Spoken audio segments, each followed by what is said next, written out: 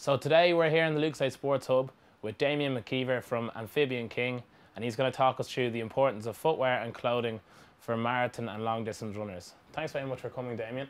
No problem. So what tips do you have for marathon runners when they're looking for a new pair of running shoes? I suppose the important thing is to try them on. You'd be surprised how many people come in and they just pick off the shelf and say, I want that one, or that's a nice colour. So the shoe needs to feel really comfortable on your foot. It should be in a proper store where they'll do some sort of gait analysis to make sure it's the right type of shoe for you. So they'll have a look at your running to make sure you have the right amount of support in that runner. And how many miles would a running shoe usually last for? So I suppose as a general guideline, when you're changing shoes, you want to get roughly about 500 to 800 kilometres out of a pair of runners. That kind of varies greatly on your own weight, first of all. So a big heavy guy obviously is going to wear them out much quicker than a very light girl. If you're running on grass, you're going to get much longer out of them. If you're constantly hitting the road the whole time, you're wearing down the EVA, the midsole foam on it. So what kind of mileage should a runner do in a new pair of running shoes before race day?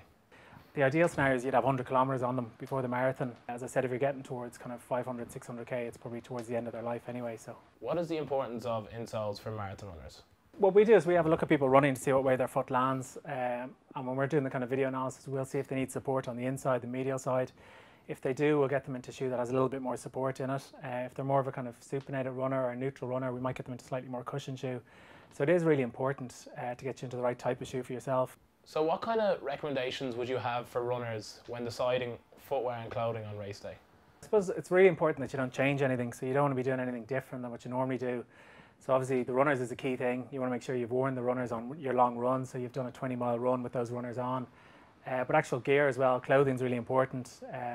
Depending on whether it's raining or not, you need to know what you're going to be wearing. But ideally the top that you're wearing and the shorts that you're wearing, you need to have worn them before for a long run. There's no point buying something new at the expo and trying it on race day. It needs to have been kind of tested and proven. Technical clothing obviously is much better. It doesn't hold water very well, so even if it is raining, a nice technical t-shirt will wick the water to the outside, won't hold it next to your skin. There's been a lot of people talking about racing flats in the lead up to the marathon this year.